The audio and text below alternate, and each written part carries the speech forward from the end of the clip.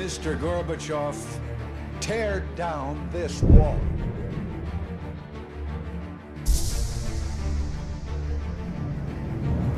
We are a nation in decline.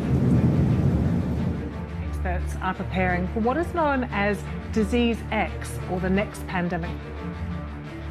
What we are seeing is a revolution against the system.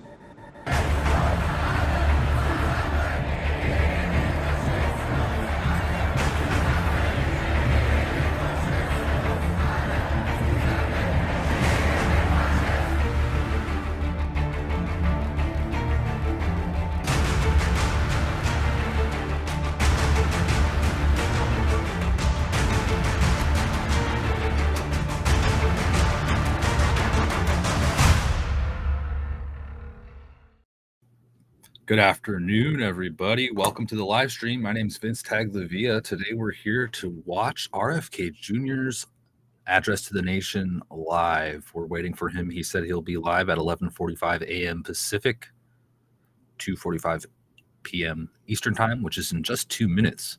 So we're just in time, and they pushed it back already about 45 minutes, but he'll be live anytime. A lot of people suspect that he's going to be endorsing Donald Trump. That is, everybody's anticipating that.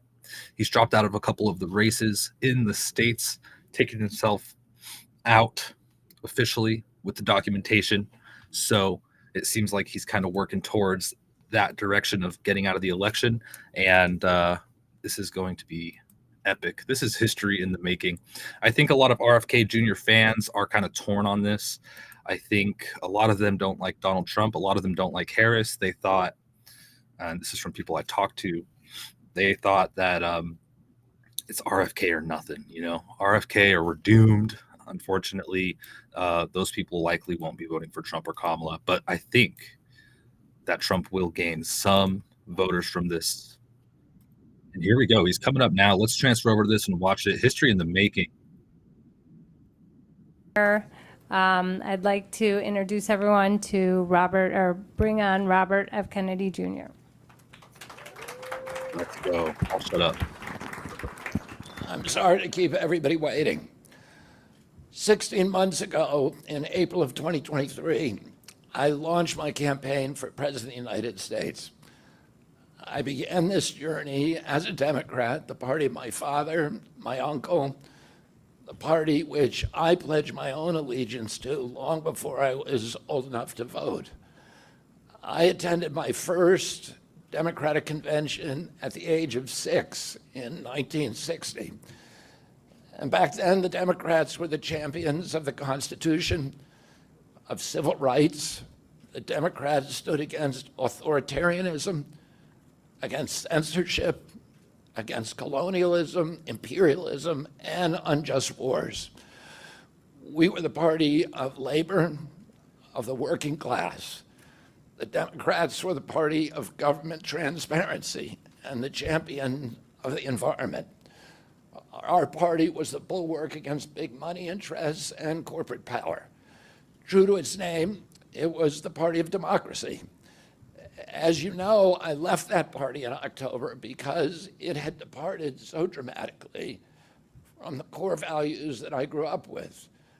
It had become the party of war, censorship, corruption, big pharma, big tech, big ag, and big money. When it abandoned democracy by canceling the primary to conceal the cognitive decline of the sitting president, I left the party to run as an independent. The mainstream of American politics and journalism derided my decision. Conventional wisdom said that it would be impossible even to get on the ballot as an independent because each state poses an insurmountable tangle of arbitrary rules for collecting signatures. I would need over 1 million signatures, something no presidential candidate in history had ever achieved. And then I'd need a team of attorneys and millions of dollars to handle all the legal challenges from the DNC.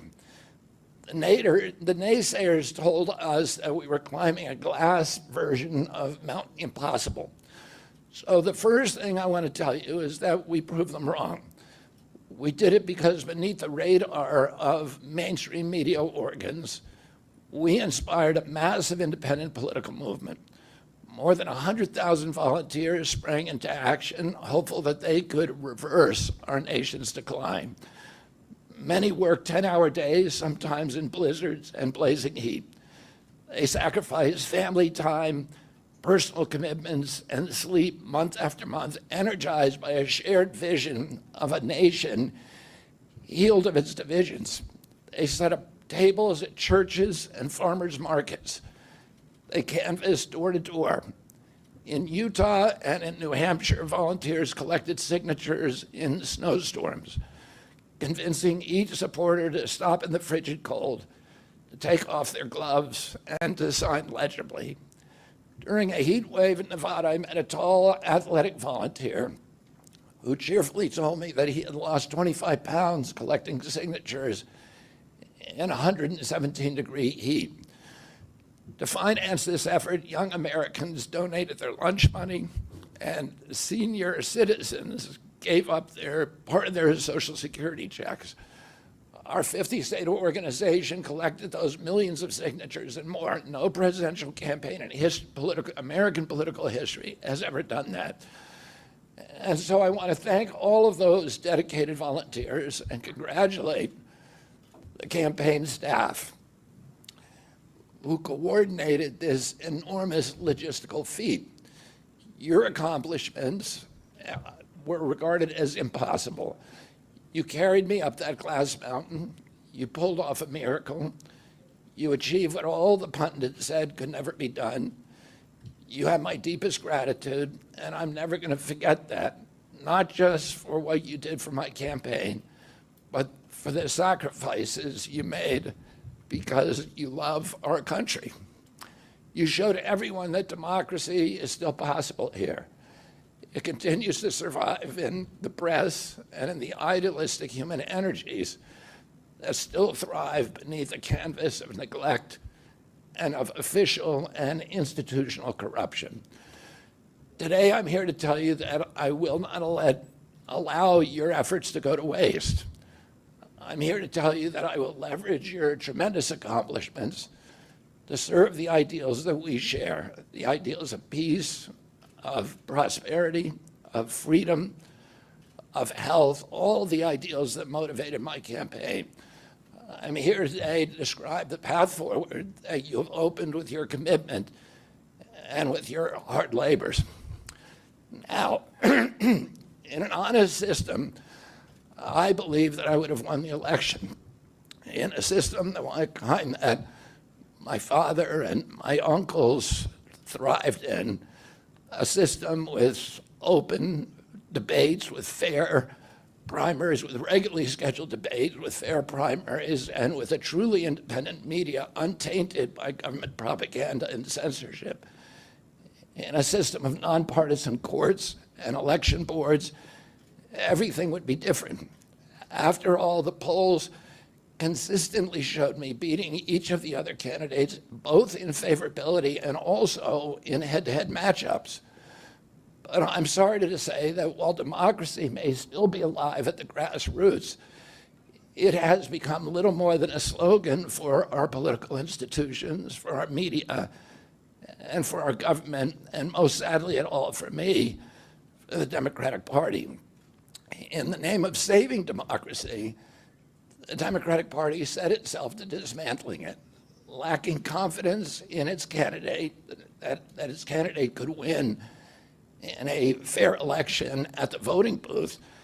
The DNC waged continual legal warfare against both President Trump and myself. Each time that our volunteers turned in those towering boxes of signatures needed to get on the ballot, the DNC dragged us into court, state after state, attempting to erase their work and to subvert the will of the voters who had signed those petitions. It deployed DNC-aligned judges to throw me and other candidates off the ballot and to throw President Trump in jail. It ran a sham primary that was rigged to prevent any serious challenge to President Biden. Then, when a predictably bungled debate performance precipitated the palace coup against President Biden, the same shadowy DNC operatives appointed his successor, also without an election. They installed a candidate who was so unpopular with voters that she dropped out in 2020 without winning a single delegate. My uncle and my father both relished debate. They prided themselves on their capacity to go toe-to-toe with any opponent in the battle over ideas. They would be astonished to learn of a Democratic Party presidential nominee who, like Vice President Harris, has not appeared in a single interview or an unscripted encounter with voters for 35 days. This is profoundly undemocratic. How are people to choose when they don't know whom they are choosing? And how can this look to the rest of the world? My father and my uncle were always conscious of America's image abroad because of our nation's role as the template for democracy, the role model for democratic processes, and the leader of the free world. Instead of showing us her substance and character, the DNC and its media organs engineered a surge of popularity for Vice President Harris based upon, well, nothing. No policies, no interviews, no debates, only smoke and mirrors and balloons in a highly produced Chicago circus. There in Chicago, a string of Democratic speakers mentioned Donald Trump 147 times just on the first day. Oh, who needs a policy when you have Trump to hate? In contrast, at the RNC convention, President Biden was mentioned only twice in 4 days. I do interviews every day. Many of you have interviewed me. Anybody who asks gets to interview me. Some days I do as many as 10. President Trump, who actually was nominated and won an election, also does interviews daily. How did the Democratic Party choose a candidate that has never done an interview or debate during the entire election cycle? We know the answers. They did it by weaponizing the government agencies. They did it by abandoning democracy. They did it by suing the opposition and by disenfranchising American voters.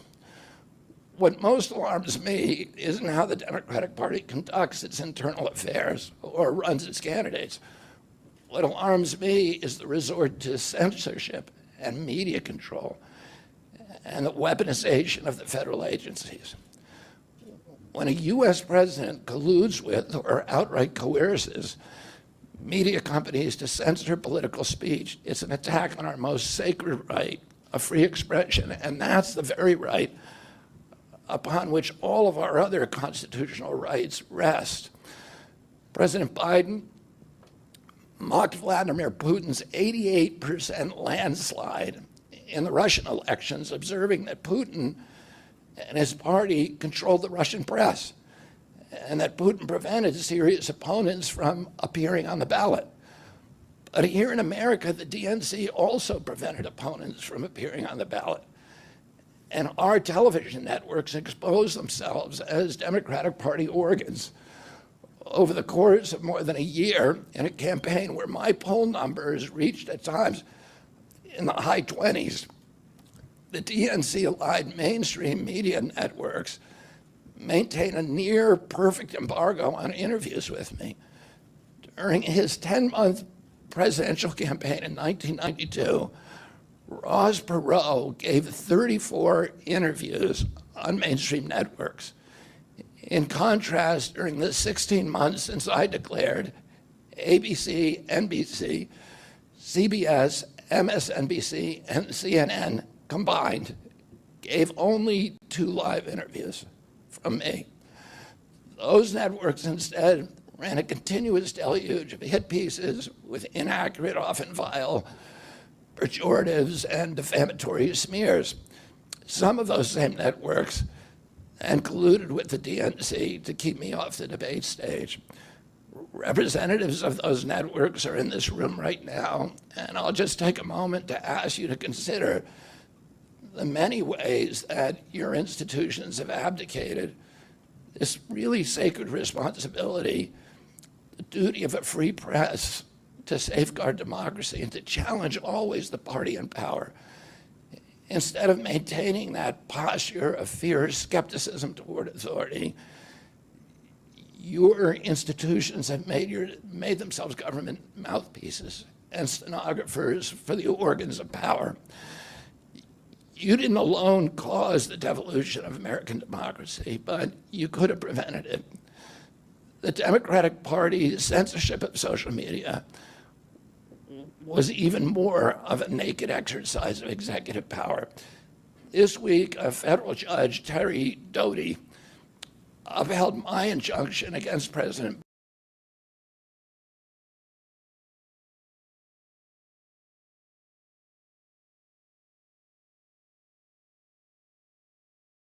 of the United States. His 155-page decision details how just 37 hours after he took the oath of office, swearing to uphold the Constitution, President Biden and his White House opened up a portal and then invited the CIA, the FBI, CISA, which is a censorship agency, it's the center of the censorship industrial complex, DHS, the IRS, and other agencies to censor me and other political dissidents on social media. Even today, users who try to post my campaign videos to Facebook or YouTube get messages that this content violates community standards. 2 days after Judge Doty rendered his decision this week, Facebook was still attaching warning labels to an online petition calling on ABC to include me in the upcoming debate. They said that violates community standards, their community standards. The mainstream media was once the guardian of the First Amendment and democratic principles, and it's joined this systemic attack on democracy. It also, the media justifies their censorship on the grounds of combating misinformation, but governments and oppressors don't censor lies. They don't fear lies. They fear the truth, and that's what they censor. And I don't want any of this to sound like a personal complaint, because it's not. For me, it's all part of a journey, and it's a journey that I signed up with. But I need to make these observations because I think they're critical for us doing the thing that we need to do as citizens in a democracy to assess where we are in this country and what our democracy still looks like, and the assumptions about U.S. leadership around the globe. And are we living up, are we really still a role model for democracy in this country? Or have we made it, a kind of a joke? And here's the good news. While mainstream outlets denied me a critical platform, they didn't shut down my ideas, which have especially flourished among young voters and independent voters, thanks to the alternative media. Many months ago, I promised the American people that I would withdraw from the race if I became a spoiler. A spoiler is someone who will alter the outcome of the election but has no chance of winning. In my heart, I no longer believe that I have a realistic path to electoral victory in the face of this relentless systematic censorship and media control. So I cannot in good conscience ask my staff and volunteers to keep working their long hours or ask my donors to keep giving when I cannot honestly tell them that I have a real path to the White House. Furthermore, our polling consistently showed that by staying on the ballot in the battleground states, I would likely hand the election over to the Democrats with whom I disagree on the most existential issues: censorship, war, and chronic disease. Oh, I want everyone to know that I am not terminating my campaign. I am simply suspending it and not not ending it. My name, my name will remain on the ballot in most states. If you live in a blue state, you can vote for me without harming or helping President Trump or Vice President Harris. In red states, the same will apply. I encourage you to vote for me. And if enough of you do vote for me, and neither of the major party candidates win 270 votes, which is quite possible. In fact, today our polling shows them tying at 269 to 269. And I could conceivably still end up in the White House in a contingent election. But in about 10 battleground states where my presence would be a spoiler, I'm going to remove my name.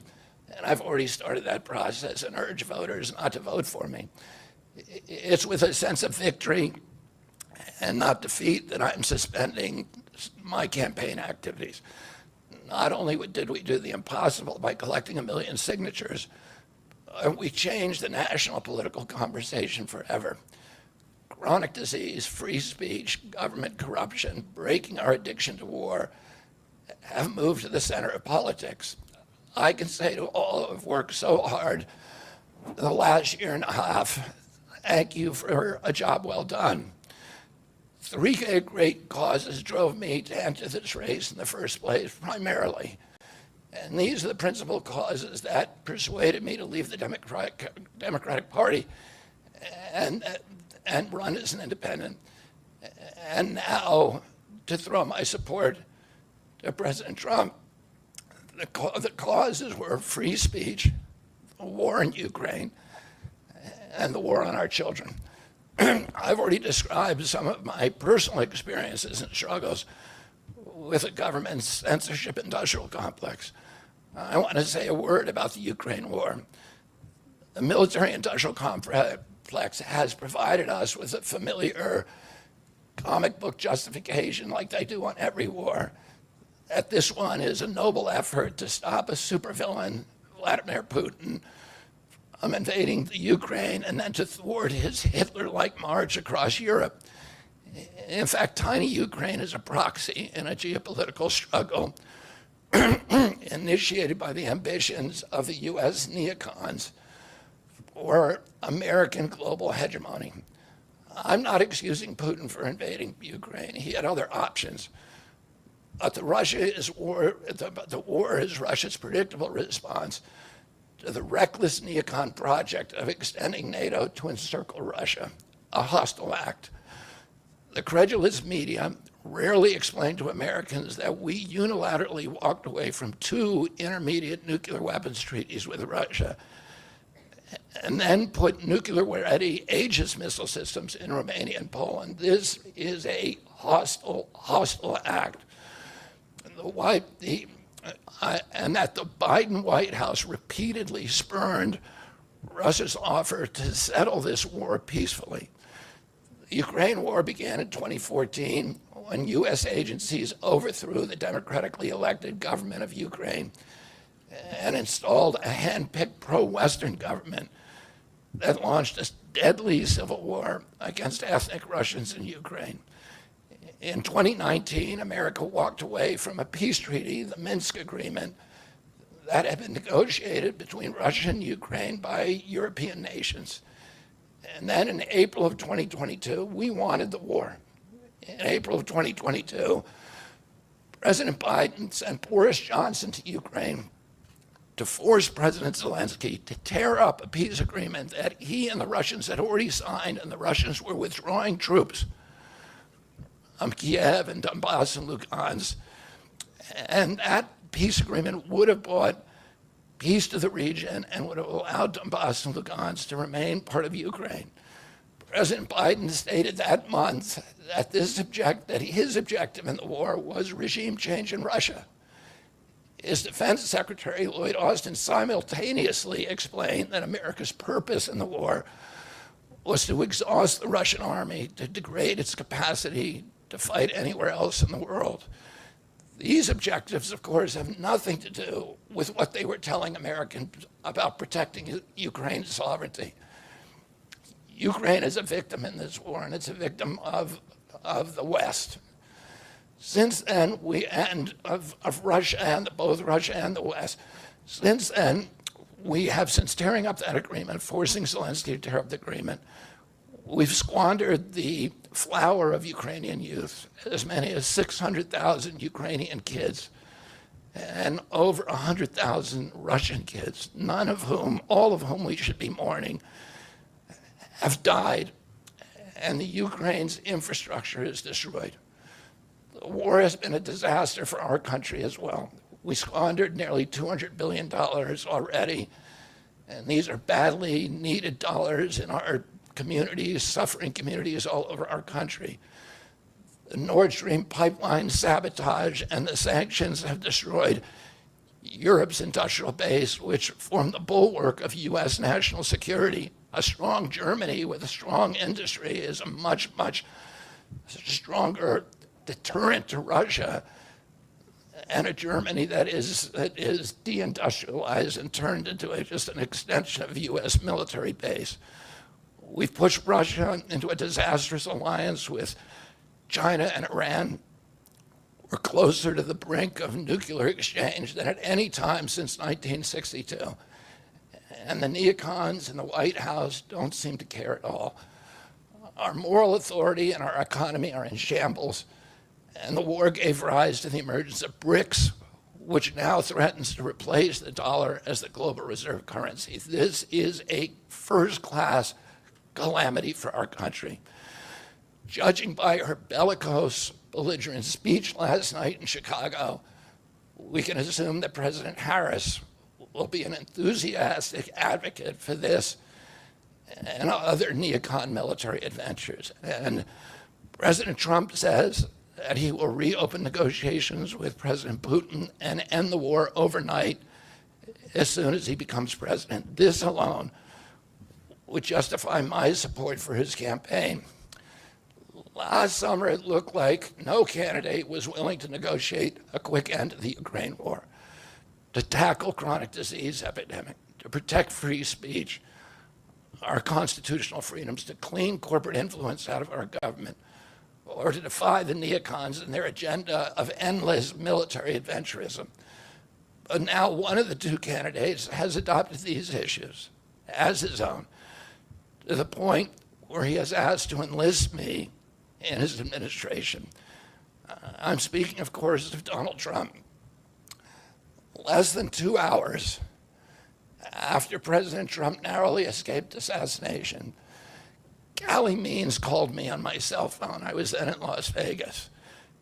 Callie is arguably the leading advocate for food safety, for soil regeneration, and for ending the chronic disease epidemic that is destroying America's health and ruining our economy. Callie has exposed the insidious corruption at the FDA, the NIH, the HHS, and the USDA that has caused the epidemic. Callie had been working on and off for my campaign, advising me on those subjects since the beginning. And those subjects have been my primary focus for the last 20 years. I was delighted when Callie told me that day that he had also been advising President Trump.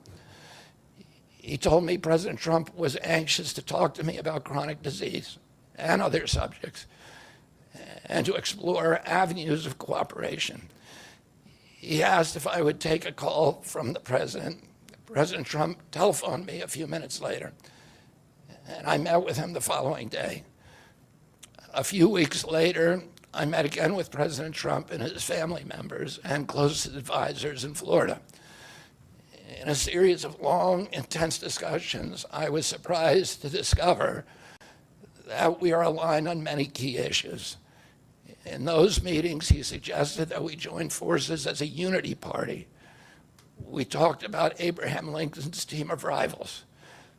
That arrangement would allow us to disagree publicly and privately, and fiercely if need be, on issues over which we differ, while working together on the existential issues upon which we are in concordance. I was a ferocious critic of many of the policies during his first administration, and there are still issues and approaches upon which we continue to have very serious differences.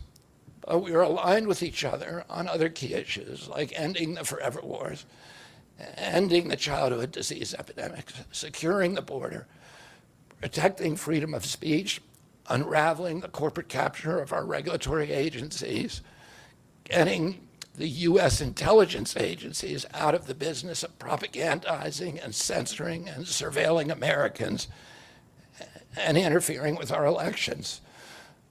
Following my first discussion with President Trump, I tried unsuccessfully to open similar discussions with Vice President Harris. Vice President Harris declined to meet or even to speak with me. Suspending my candidacy is a heart-rending decision for me, but I'm convinced that it's the best hope for ending the Ukraine war and ending the chronic disease epidemic that is eroding our nation's vitality from the inside, and for finally protecting free speech. I feel a moral obligation to use this opportunity to save millions of American children, above all things. In case some of you don't realize how dire the condition is of our children's health and chronic disease in general, I would urge you to view Dr. Carlson's recent interview with Callie Means and his sister, Dr. Casey Means, who is the top graduate of her class at Stanford Medical School. This is an issue that affects all of us far more directly and urgently than any culture war issue and all the other issues that we obsess on and that are tearing apart our country. This is the most important issue. Therefore, it has the potential to bring us together. So let me share a little bit about why I believe it's so urgent. Today, 2/3, we spend more on healthcare than any country on earth, twice what they pay in Europe. And yet we have the worst health outcomes of any nation in the world. We're about 79th in health outcomes behind Costa Rica and Nicaragua and Mongolia and other countries.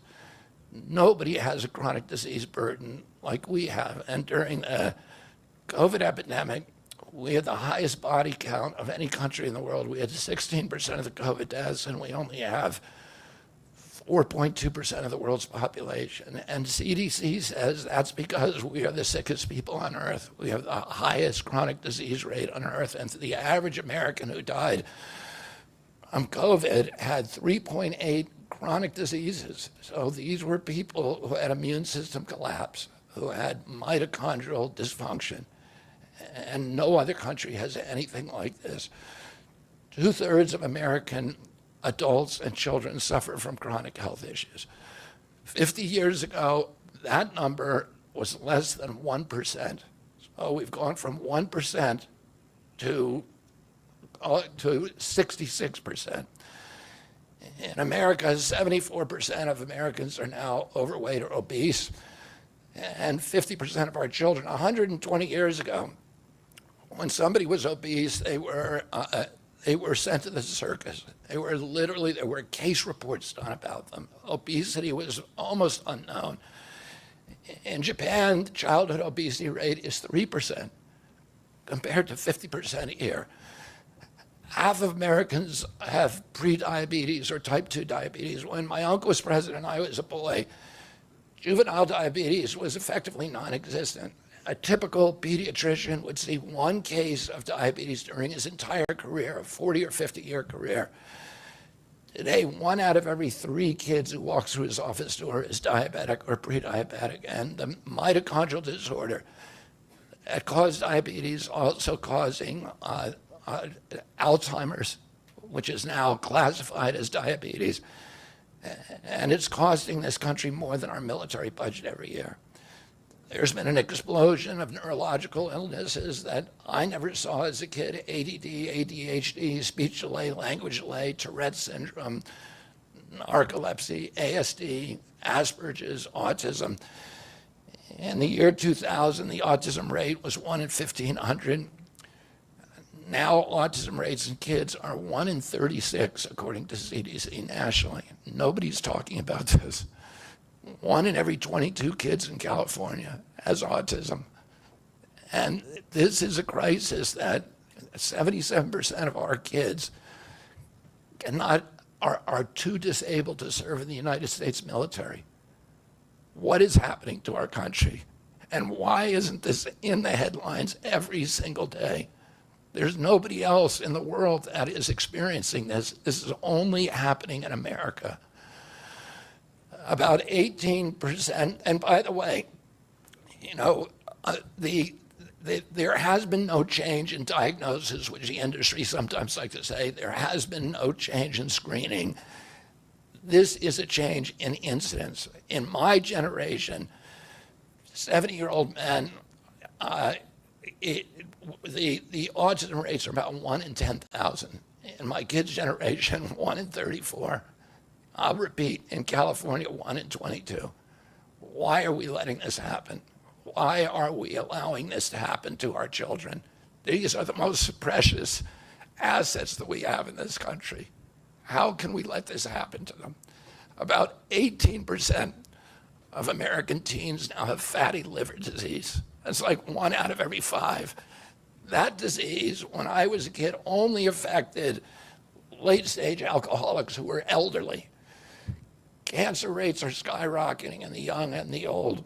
Young adult cancers are up 79%. 1 in 4 American women is on antidepressant medication. 40% of teens have a mental health diagnosis.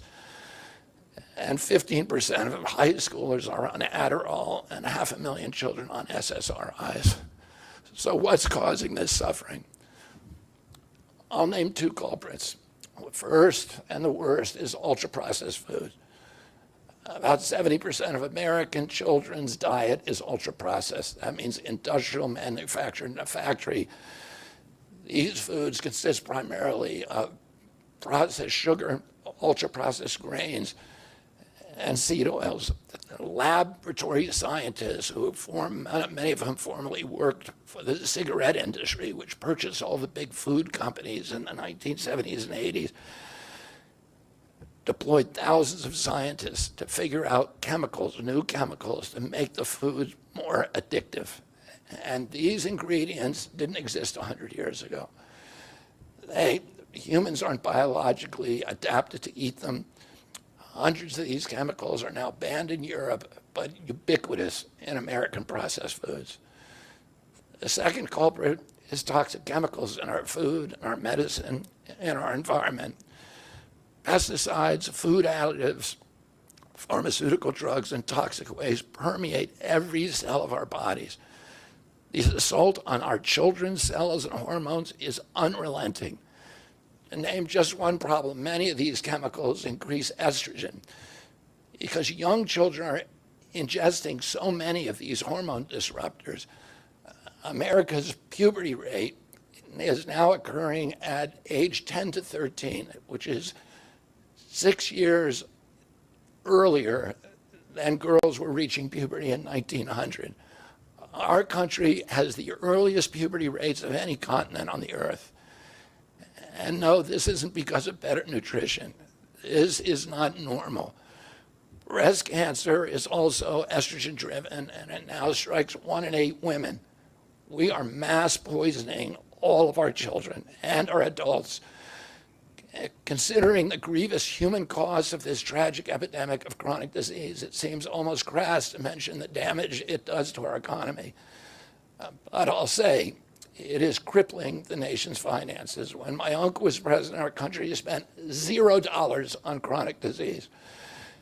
Today, government health care spending is almost all for chronic disease.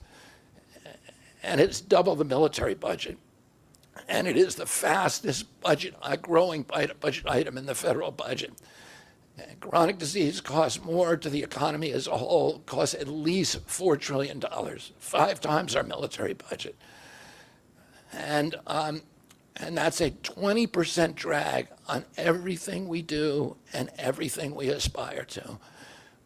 Poor and minority communities suffer disproportionately. People who worry about DEI or about bigotry of any kind. This dwarfs anything. We are poisoning the poor. We are systematically poisoning minorities across this country.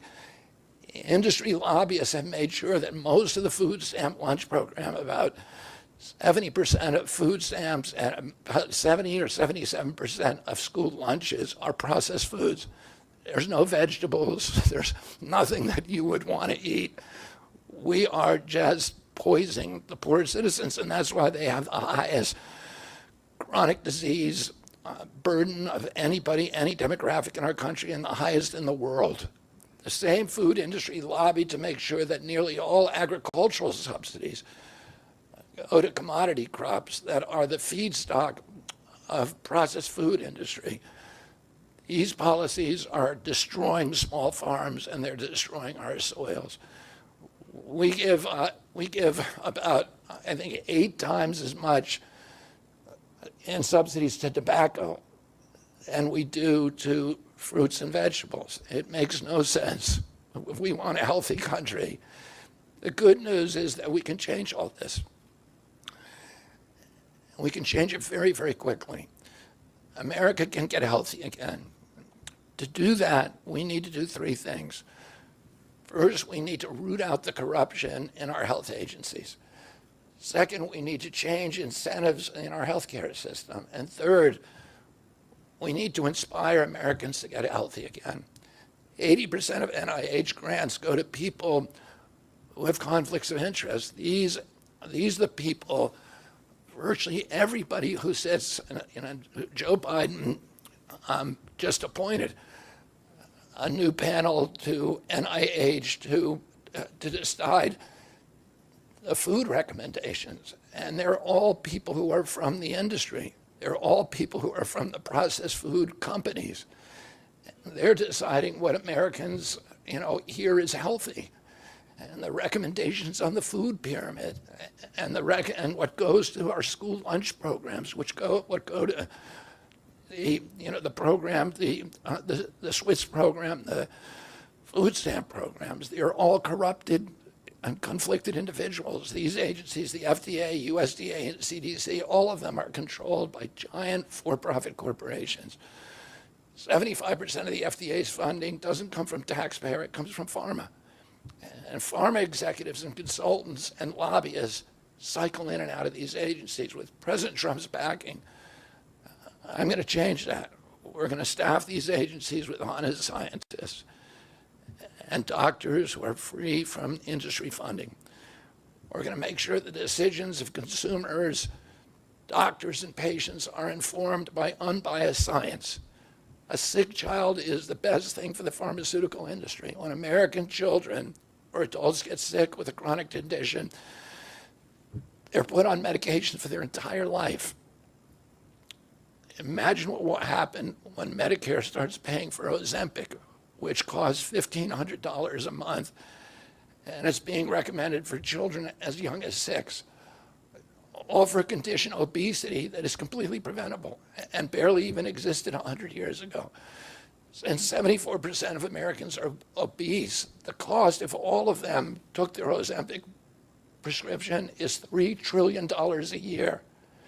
This is a drug that is made by Novo Nordisk, the biggest company in Europe. It's a Danish company, and the Danish government does not recommend it.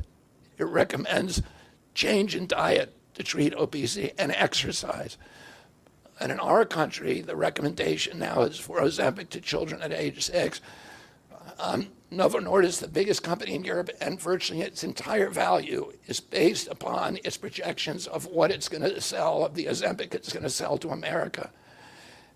And we have the food lobbyists have a bill in front of Congress today that is backed by the White House, backed by Vice President Harris and President Biden to allow this to happen. This $3 trillion cost that is going to bankrupt our country.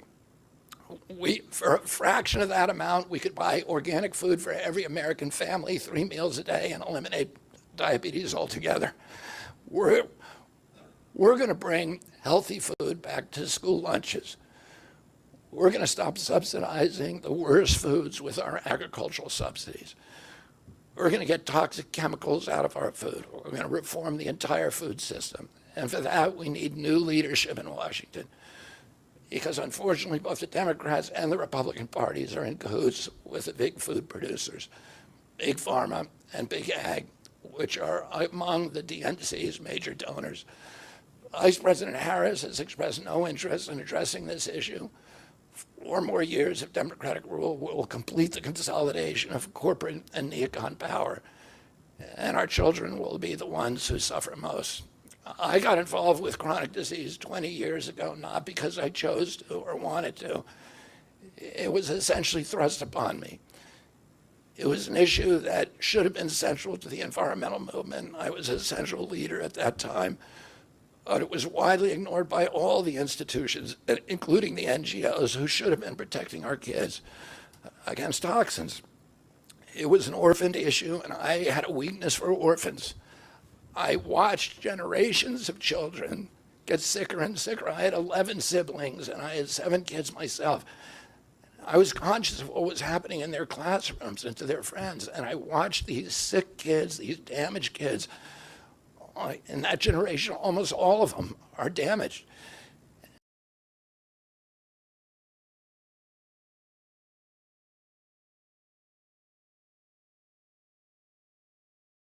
Morning to end this calamity. The chronic disease crisis was one of the primary reasons for my running for president, along with ending censorship in the Ukraine war.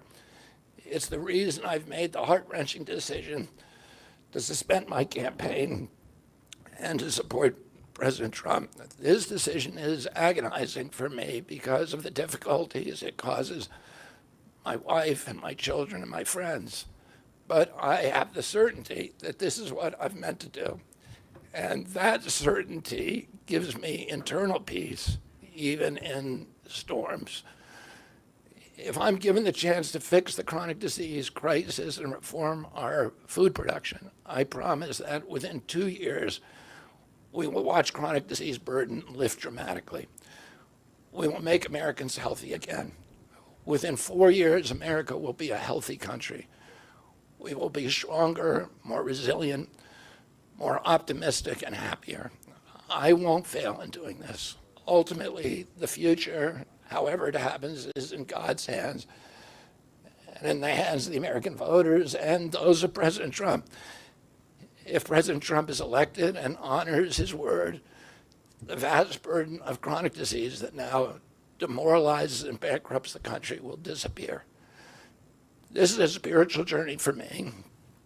I reached my decision through deep prayer, through hard-nosed logic, and I asked myself, what choices must I make to maximize my chances to save America's children and restore national health? I felt that if I refused this opportunity, I would not be able to look myself in the mirror, knowing that I could have saved lives of countless children and reversed this country's chronic disease epidemic. I'm 70 years old. I may have a decade to be effective. I can't imagine that President Harris would allow me or anyone to solve these dire problems. After 8 years of President Harris, any opportunity for me to fix the problem will be out of my reach forever. President Trump has told me that he wants this to be his legacy. I'm choosing to believe that this time he will follow through. His son, his biggest donors, his closest friends, and all support this objective. My joining the Trump campaign will be a difficult sacrifice for my wife and children, but worthwhile if there's even a small chance of saving these kids. Ultimately, the only thing that will save our country and our children is if we choose to love our kids more than we hate each other. That's why I launched my campaign to unify America. My dad and uncle made such an enduring mark on the character of our nation, not so much because of any particular policies that they promoted, but because they were able to inspire profound love for our country and to fortify our sense of ourselves as a national community held together by ideals. They were able to put their love into the intentions and hearts of ordinary Americans and to unify a national populist movement of Americans, blacks and whites, Hispanics, urban and rural Americans. They inspired affection and love and high hopes and a culture of kindness that continue to radiate among Americans from their memory. That's the spirit on which I ran my campaign and that I intend to bring into the campaign of President Trump. Instead of vitriol and polarization, I will appeal to the values that unite us, the goals that we could achieve if only we weren't at each other's throats. The most unifying theme for all Americans is that we all love our children.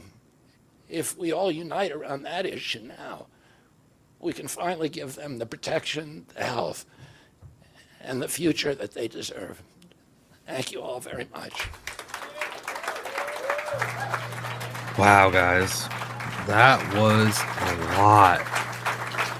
So Robert F. Kennedy Jr. is joining the Trump campaign. He's not ending his campaign. He is simply suspending it, which was interesting. He said that what he's doing is he's not completely canceling his campaign because he wants people.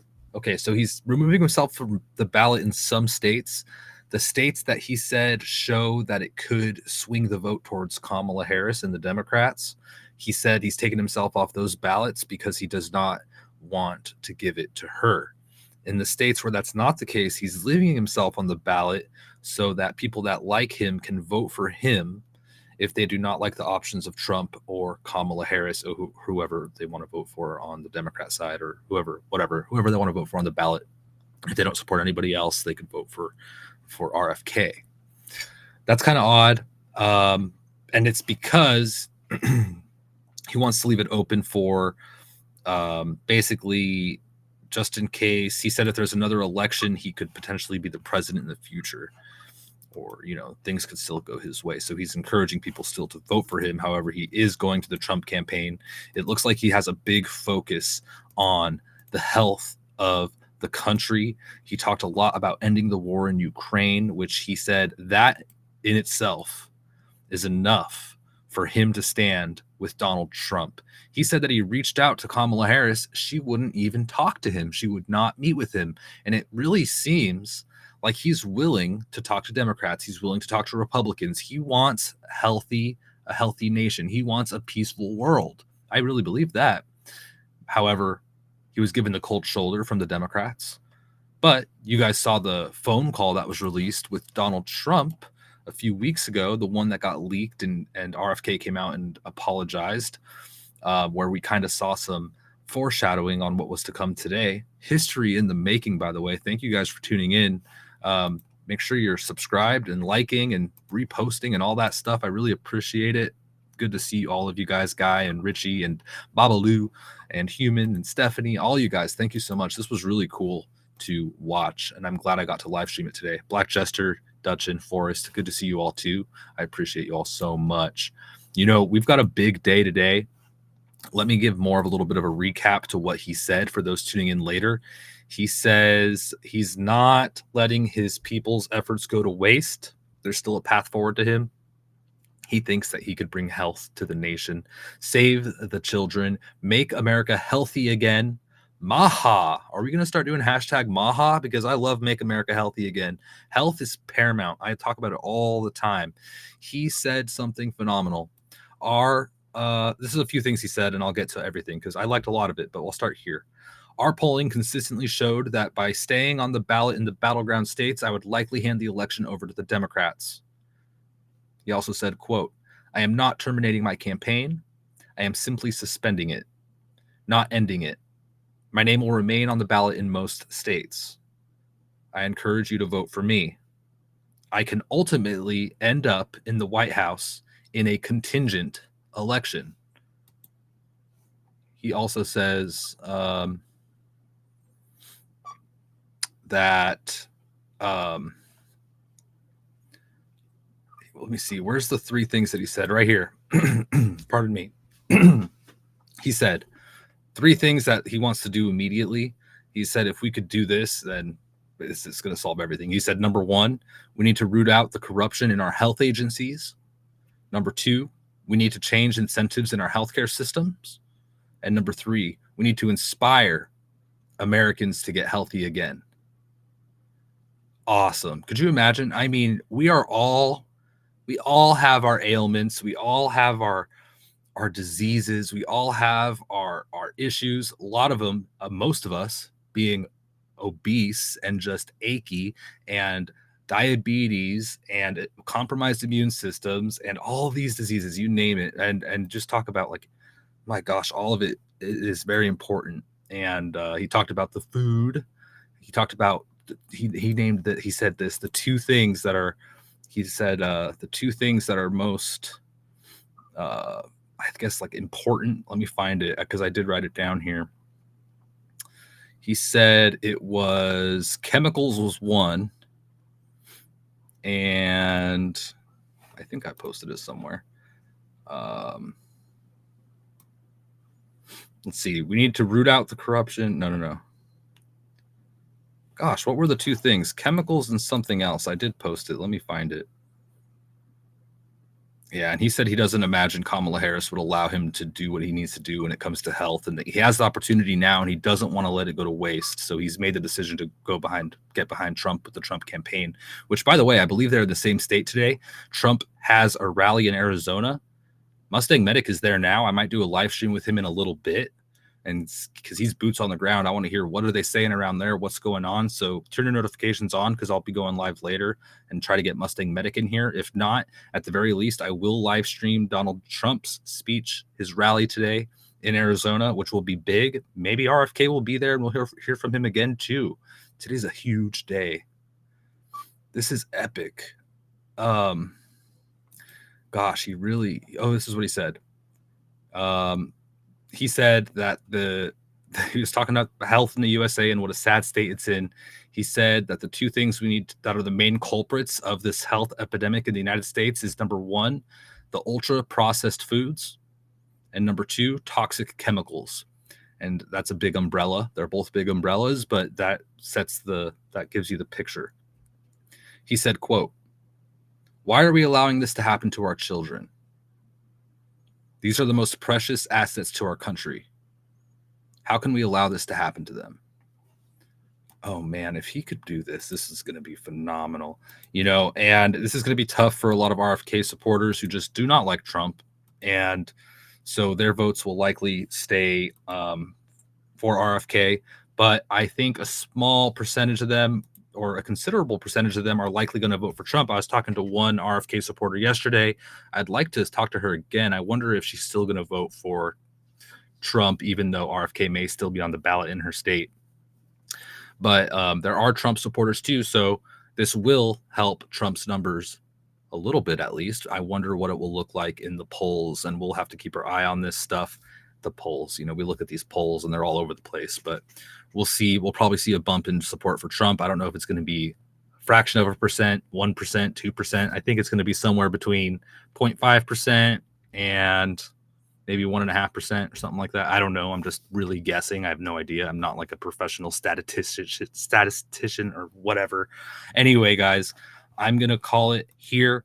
Enjoy this nice blues outro and take care. God bless and Godspeed. Thank you for tuning in.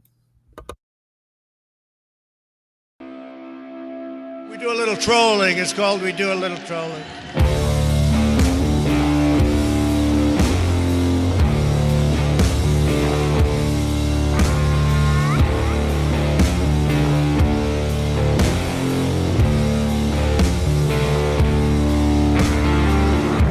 2024 may be the year of a black swan event.